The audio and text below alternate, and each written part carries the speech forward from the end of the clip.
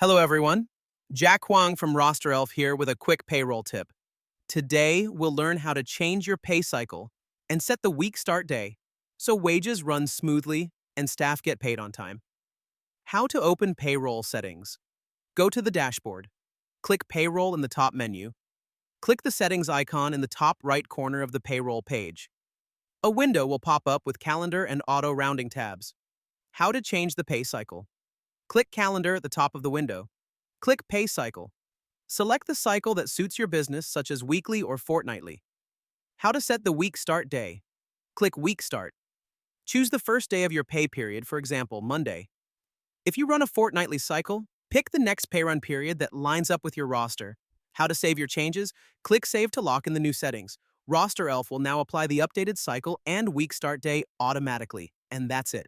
If you need a hand, our support team is always happy to help. Happy rostering, and talk to you soon.